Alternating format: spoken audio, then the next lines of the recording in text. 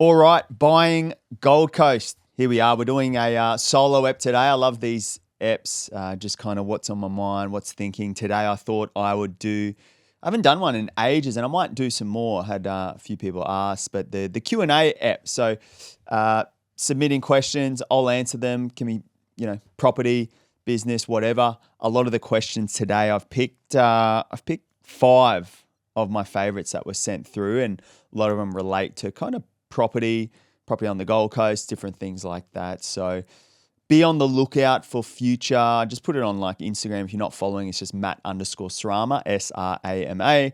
I'll put the little bubble thing up and submit a question, and I'll pick sort of 5 or 6 or whatever feels aligned, and I'll answer those as best I can. So Q&A today. But before we get into it, if you are new to buying Gold Coast, share this episode with a friend if you get any value out of it. I've really noticed, probably in the last few weeks, the amount of people that have shown gratitude and appreciation for the value getting added. So you can pass that value on by, sharing or sending it with someone, and all the support. I really do appreciate it, and all the messages too. So if you got any topics, feedback points, or something that you would like me to discuss on the show, or any guests as well that you think are doing amazing things that could relate and add some value to the Buying Gold Coast community, do let me know. So I do appreciate and got a lot of gratitude. So today we'll jump into it. Q&A. I'll read the question out and then I will give my dedicated answer to it. So the first one, someone said, I'm moving to the Gold Coast from interstate. I'm a carpenter. I want to renovate and have a budget of circa 700K. Where do I buy?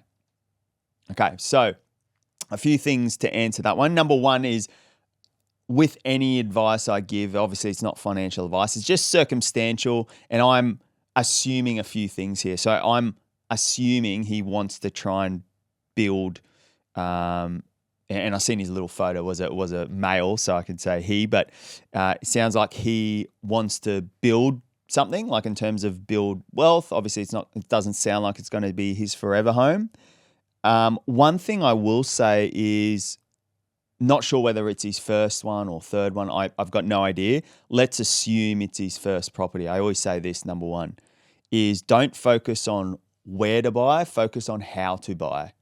So I see a lot of first home buyers get so fixated on like which pocket, which location, where's all the trends happening, where are all the hot buyers, or a hot spot, where is that, rather than focusing on just purely how to buy first, because it can be an overwhelming process. This isn't simply buying a pair of shoes, right? You're buying an asset, probably the most expensive asset you will have. So for first home buyers, I always say, like, focus on the how to buy, focus on who you need in your corner, like broker, accountant, conveyancers. They help a lot, understanding contracts, building and pest inspectors, just kind of everyone associated with the property. Get your team first. Buyer's agents, if you're looking in a certain city and you're unsure or you want some help around it. So build the team first. Then if there's a type of property or price point that you like, start going to open homes, start talking to real estate agents and getting yourself exposed. Maybe start putting letters of offers forward, not formal contracts, just letter of offers, just to get a taste of it all. And the analogy I always use is like, you've got training wheels on a bike, right? Like just pedal first, get used to it, fall over a few times. I see too many first home buyers just try to go without training wheels, and then they're trying to compete with people without training wheels who have been riding for a long time, and they're just getting left in the dust. So that's probably tip number one, is focus on how to buy, not where to buy. Assuming that that's all sorted now we can look at where to buy. So this character, he mentioned circa 700K. He mentioned he's a carpenter, so it sounds like he'd love to do work. Like he said, he wants to renovate, which is great. So what I would be saying to him is, number one, focus on land to asset ratio. So with a 700K sort of budget, unfortunately on the Gold Coast right now, it's probably not going to get you much in terms of a house.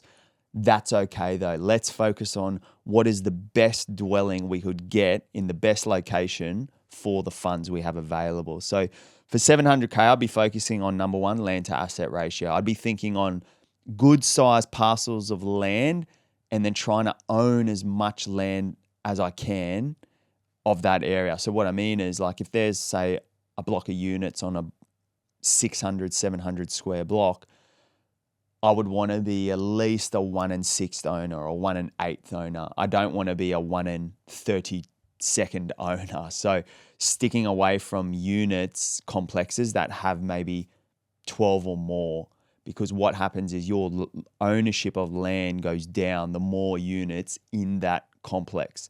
Also, generally, if there's more units, there's more amenities within the unit block. So higher body corporates, because there's more units too. Maybe they need elevators as well. So I really like the simple brick walk-ups, even the single-story, double-story ones. They're great. Good parcels of land to asset ratio, maybe a 1 in 6 or 1 in 8 is amazing. So that's a good start. Next is, on the Gold Coast, the value derives east to west. So from the ocean, east to west. So I'd be trying to get as close as I could to the ocean, because I know that land is at its most valuable here on the Gold Coast. So land to asset ratio, focusing as close as I could to the eastern part of the Gold Coast. And then lastly, because he wants to renovate, that's great. I love that strategy, because the shiny taps, the shiny fixtures, the beautiful blinds, all of those things are what I call sweat equity from the owner. The owner would love for you to pay extra because they've put sweat equity into it, doing the renovations themselves. So I flip the switch. I'd rather get something that's purely original, do the work yourself, because the cost to do, we had a client, we bought off market for a little 2-bed, 1-bath unit in Palm Beach. Again, it was about 250 meter walk to the beach. We secured that in the 8s, the low 8s, rents out pretty much nearly neutral. And it was a 22 grand renovation. We bought it completely original. It was neat as a pin, very dated though. So 22K, floors, paint, fans, blinds, vanity, just kind of a basic nice touch up and spruce up. Bang, rent it out straight away. So what I would be saying to this fellow is focus on things that the bones were good, but hey, it's an ugly duckling. Nothing wrong with old floors, old blinds, things like that. They're very cheap and easy to replace and renovate. And it sounds like this guy is actually a carpenter, so he'll obviously do it at a way cheaper rate as well. So he could save himself big time and improve equity on the property by doing the work himself. So to put it bluntly, if I was him, I'd focus on the 3 key things. Number 1 is buying well on the way in. So buying below market value if possible. Number 2 is focusing on a block that has good land to asset ratio. And then number 3 is focusing on a property I could manufacture equity myself. So something that if I buy it here and I do some work, I can push it to here. Because that gap between where you buy and what you improved value to, you can go back to the bank and draw and pull that equity out to recycle and go again. So that's why this gentleman here, I like his strategy. Where in particular, in terms of 700K, look, it's getting pretty tough. Like a recent example in Palm Beach, we secured one off market around the 760s. That was a 2-bed, 1-bath, same strategy, completely original for a guy based in Brisbane. So that was sort of mid-7s. Low 7s, we just secured something off market again in the pocket of Chevron Island, which is, you got Surfers Paradise. It's the kind of the precinct behind it where it's a bit more owner-occupied friendly, lots of cafes, great land to asset ratio blocks. I'm talking these old school brick walk-ups. That one there was only a block of, I think it was 7 in the block, and we secured that low 7. So you can sort of see he might be just below the really blue chip areas. At 7, what I would focus on is the next hot spots, which I think are more the northern Gold Coast for that sort of budget. So Labrador, Southports. Stay away from the high rises though, but just try and get as close to the Broadwater as possible. Good land to asset ratio, something original so you can manufacture your own equity, and then you'll be in a good place, come 6 to 12 months if you buy soon. on there. So hopefully that adds some value to this gentleman, but really cool question. Hopefully that helps anyone else who might be looking around the coast. And just a quick one on that too. If your budget goes from sort of 7 to 800, 800 can probably get you into some of the lower southern Gold Coast pockets that are really experiencing strong growth. And then once you go from 8 to 9, what that will improve is your vicinity to the sand. Like we secured one off market on Talabudra Drive in Palm Beach, literally, I'd say 200 steps to Merlon Crescent where the creek is and, where all the action's at. So that's kind of the little value jumps there. So hopefully that helps. The next question we had, what do you feel the biggest Gold Coast trend at the moment is for new homes? So love this one. I'm very privileged and lucky. I get to go through so many amazing properties on the Gold Coast. Not just a biased opinion, because this is actually one of my favorite things, but I'm seeing it nearly non-negotiable in every high quality new build is wellness areas. So wellness areas. So things like infrared saunas, cold plunge, magnesium hot baths, some sort of recovery protocol area. It's crazy. It's everywhere. And we actually had a session with realestate.com. They actually came into our office, which we were really grateful for, and gave us a real insight into what buyers are searching for in 2024 and beyond. And one of the biggest search engine words is like sauna. So a lot of people are looking for saunas integrated into properties, which is really interesting. I would say that's off the back of, I guess, the wellness industry itself. I remember probably only 2 years ago, I joined up this wellness recovery center next to my gym, which is amazing, down on the southern Gold Coast. And now that franchise and similar sort of wellness retreat, they're popping up everywhere. So it's been a rapid rise of sort of wellness centers. So I think for the fact of having that at home just makes it a lot more accessible for people. So I guess post-COVID, people are understanding the importance of a really nice place to be at home, a space and a sanctuary to kind of unwind and relax as well. So I've noticed a real trend in the wellness space. The little tip there I would say is the difference in having wellness spaces integrated versus just kind of plonked in and added, I think just adds a little bit more of a bougie touch to it. So what I mean by that is I got through one the other day and they custom kind of built in the ice plunge and the sort of where the infrared sauna is going to go, and they use the space with the natural light from the Gold Coast, sort of the way the allotment was with the build. So that was really cool. Like they custom did the wellness retreat in there versus rather than just having a space and plonking an ice bath and sauna and those sorts of things. So just a little tip there. If you've got the budget, I think the way things are going, if you can integrate it into the floor plan, that'd be great. I think using spaces as well that might not have been used for anything could be a nice little touch where you could add a small plunge. These don't have to be big either. I've seen someone, massive homes on literally 550 square meters, 600 square meters, and they've got a full wellness retreat. Little plungy, ice bath, right next to it, they've got a little sauna, single person sauna. That can even do as well. And the space in the house that they used it was probably only going to be like just random cupboard space potentially. So try and get creative on where you put these wellness retreats to. But I think the return's there if you're going to spend it and try and attract the right buyer.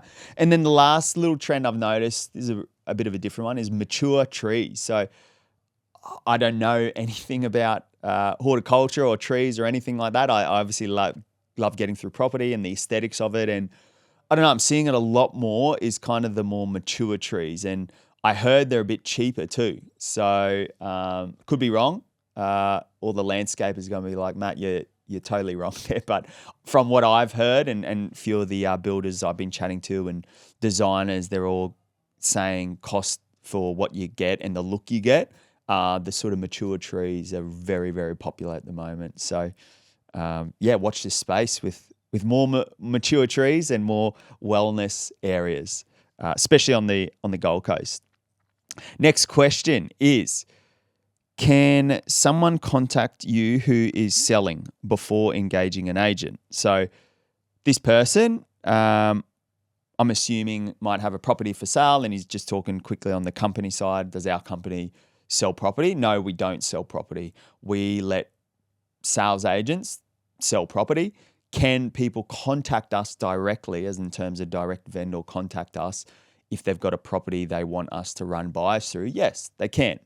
One thing I always say is, remember, we're chatting to a segmented buyer pool. So we're not advertising the property on realestate.com or anything like that. It's purely just our people that we've got on our books. We've got an amazing team on the Gold Coast, one of the biggest buyers agencies on the Gold Coast. So I always feel, if you are a vendor out there just looking to explore potentially an off-market transaction, or just trying to get your property in front of maybe a buyer who we might have, there's no harm done. I always say, you don't ask, you don't know. So one thing I always say is that if you want to sell to the masses, though, you're better off going with a real estate agent, doing the auction campaign or the EOI, getting marketing photos, really exposing it out there. The main people who it does suit, where you could contact us, is if you don't want to expose it for whatever reason. And there's plenty of reasons which I won't go into, but if you just want us even to have a look at it on the Gold Coast, we're more than happy to provide value. And even contacts of real estate agents. We obviously deal with real estate agents literally every single day. So if you need contacts even, we can help you with that. And do we charge for any of that? Of course not. So it's purely just a case of courtesy, and we love helping people on the Gold Coast. So we work exclusively for buyers. So if you're a seller right now, or potential seller, by all means, you're more than happy to reach out to our team. But I always say, if you want to approach it to the masses, you're better off using a real estate agent. So hopefully that helps there. Next question. What are you buying personally at the moment, 2025? So in terms of my own property portfolio, I've shared my story on here before. I'm in a process now where I'm buying. I'm actively investing and buying right now. Two key reasons. Number one is that I am sensing, and I'm very grateful, I work with buyers every single day. I feel the sentiment probably before most people do. More buyers are coming out of the woodwork. And that excites me, because I always get this sense of I need to secure some assets now, because I don't want to be buying when it's mass buyer pool. I like to actually buy when it's kind of bubbling but not boiling. And what I mean by that is, I like to have confidence that the market is moving, which is great. I love when sentiment is on the rise, but I actually put the brakes on personally when I invest when it's too hot, when there's so much buyer competition, because for me, I really love to get in areas before that happens, and then let the organic competition push the prices up of property around me. And I feel the next 3 months in particular is the bubbling stage. I think after financial year into sort of spring 2025, I think we're going to be in the boiling stage. And there's a window of opportunity right now, if you're a buyer, where you could potentially secure loan approvals now with, again, it's all sentiment and talk. No one's got a crystal ball, but I do feel interest rates are going to shave again. So you could be in a really advantageous position where you're buying now, securing assets, and then you could potentially refinance maybe later on in the year, get some benefits from all these rate drops. I wouldn't be starting the buying process once all these rate drops happen, because again, sentiment, you'll be in the boiling pot of things. So that's just me from a mindset wise. What I'm actually buying in terms of assets, I think I might have said it once before, I'm really focused in on unit blocks at the moment. I love unit blocks. Now, one thing I will say around unit blocks is the reason I've gone down the route of unit blocks is my portfolio is maturing. And what I mean by that is a lot of novice home buyers out there and people who want to build an investment portfolio they listen to all these people or read the books, and they hear people on podcasts, and then they hear them say what they're buying, and they just go out and buy the same thing. I'd always try and stay away from that. I never compare someone's chapter 1 to someone else's chapter 20. And I'm moving through. I started my buying journey more than a decade ago. So my knowledge, acumen, and portfolio growth has allowed me now to mature the portfolio size and asset type. So I'm going more into higher deposit territory. So to give you a perspective, you generally need 35 to 40% upfront on a unit block. So, that's a lot of upfront equity or cash you're going to need, which, it's very hard for anyone who's only just started their buying journey. When I started the portfolio in my journey, I was not looking at unit blocks. I was looking at your bread and butter sort of properties to try and build that asset base. So I always say the property type is dependent on where you are in the property buying journey. Are you in accumulation stage? Are you in the holding and growth stage, like an incubation sort of stage, and it's just kind of growing? Are you in consolidation phase where maybe you're selling things off to pay down debt? So at the moment for myself, I'm still in an accumulation phase. I'm still quite young in my opinion. And I've still got a lot more decades of buying to do. It's just the asset type now. I'm maturing as an investor, and I'm getting into more things that, are going to require bigger upfront equity, but I've got the equity there from past purchases. Unit blocks, the reason just quickly why I love them personally, if you can get them in blue chip areas, still the fundamentals. I want to be buying in blue chip areas. Number 2 is you got multiple streams of income. Instead of buying, I'm close on one at the moment. It's a block of 6. Instead of buying 6 individual houses with 6 different council rates, water rates, all of that, I'd rather just get one solid insurance policy, rates, water, all of those things on one asset, but then I still get the benefit of 6 essentially streams of income on the one title. So, and the last one, which is the big cherry on top, which has only been a penny drop for me, with unit blocks, the key difference is that it's essentially like a commercial lend. So the value of the asset is somewhat calculated by the rent return. So to go a little bit more niche and deep, I've actually been focusing on unit blocks in good blue chip locations that I feel are well under rented. And that might be counterintuitive because a lot of people are looking for like neutral positive cash flow at the moment. I actually go to different what the masses do. I actually look for under rented property. I know I can hold the property and be negative cash flow for a point of time. Once the leases are up, I then jump in, do some renovations. Not me jumping in, by the way. I get people to jump in and cosmetically touch them up. I get the properties all re-let. I get the new leases in place. I then carry those new leases back to the bank, and the bank is going to value it at a higher rate because now the rent return has jumped considerably. And then that's a quicker way I'm looking at accelerating the equity recycling and debt recycling process enable to accumulate more whilst I'm still young in my 30s. So there was a lot to digest there, but it's a key strategy that not many people know about. I'm happy to share it. And if you do have questions on the way I'm doing those things and assessing things, you obviously reach out. And it's not financial advice. It's just a strategy I'm really looking at now. Would I recommend this strategy to anyone starting out? No.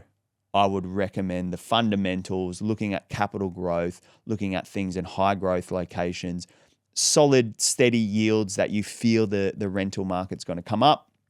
And then I'd just be focusing on, playing the long game with things like that and staying patient.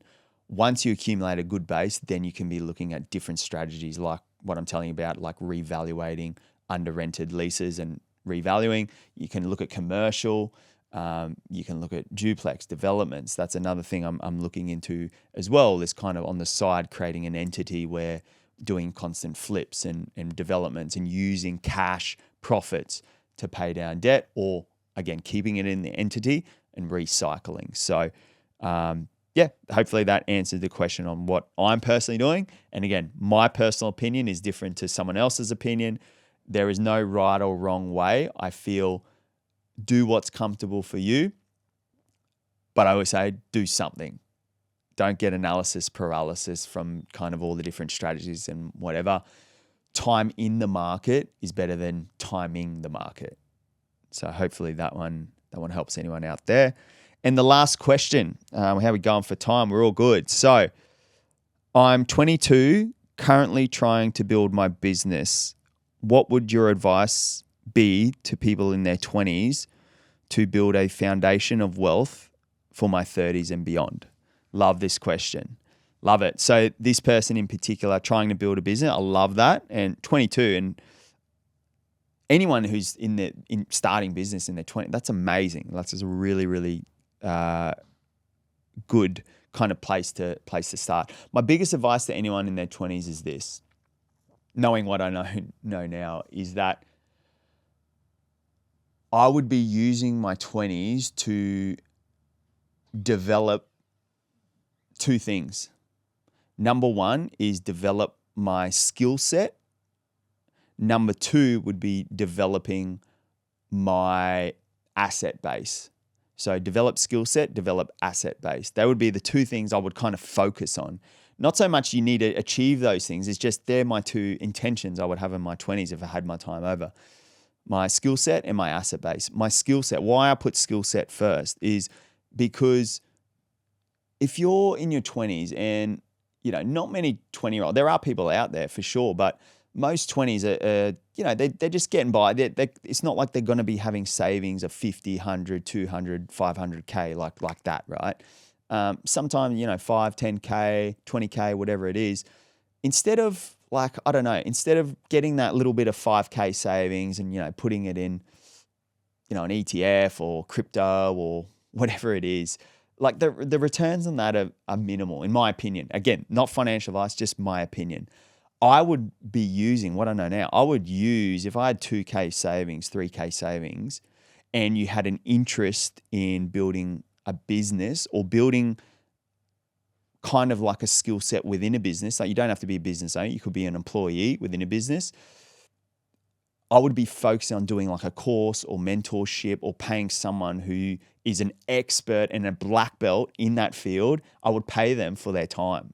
I would pay them to see if they've got a course, and I would just learn and study, because the better I become as a professional in my 20s, the more I will get paid, because you get paid on the value exchange you're adding to the world.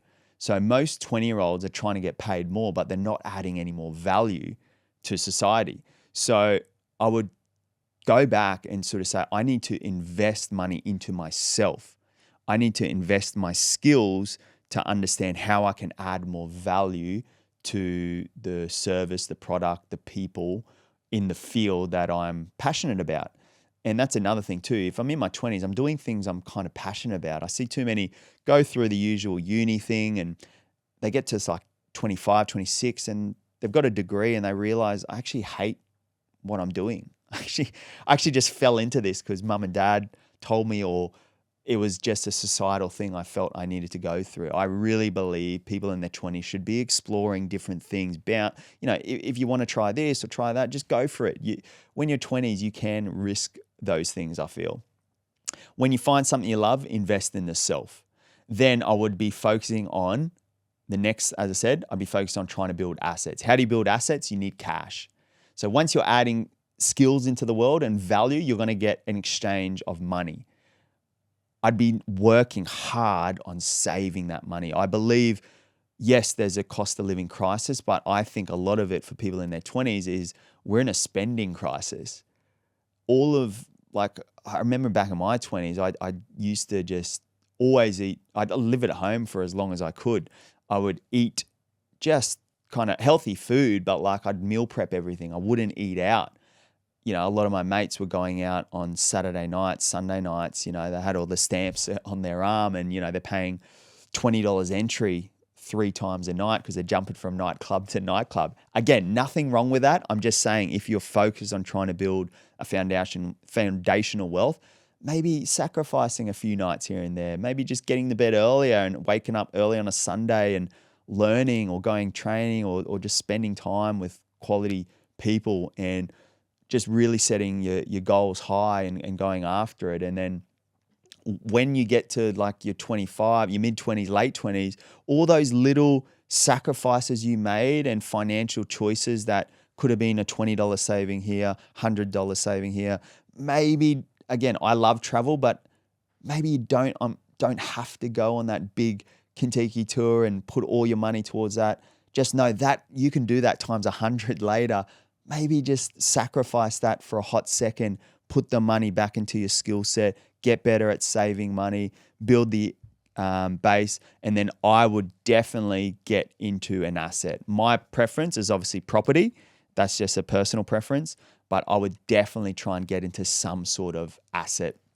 Build the cash up, buy an asset. You don't have to live in it. Look up the term rent vesting. I would look at doing that. Rent where you want to live, potentially start investing in other cities, locations, whatever it may be. Bonus points if it's somewhere you like to live, like the Gold Coast. I remember my first property, I saved up the cash and I bought it and I lived in it, which is great. And then I started investing off the back of that. And I was always looking, save cash, invest it, build the equity up, pull it out, save cash, invest it. So that was sort of a big sacrifice I made in my 20s. You know, I'm literally right now we're in coming up to Easter. I've just booked a holiday to Europe for June. My first time ever in Europe. I could have went heaps of times in my 20s, decided not to. And now I'm going to enjoy it way more now because the hotels and everything I'm staying at are way better than what they would have been back then. And I'm going to really enjoy it. And it's easy because now I've got cash flow supporting the trips too. So I'm all about having fun. Don't get me wrong. I traveled lots in my 20s too. It's just looking at key little sacrifices in your 20s to be able to do the two things. The intention for my 20s would be focus on building the skills, focus on building the asset base.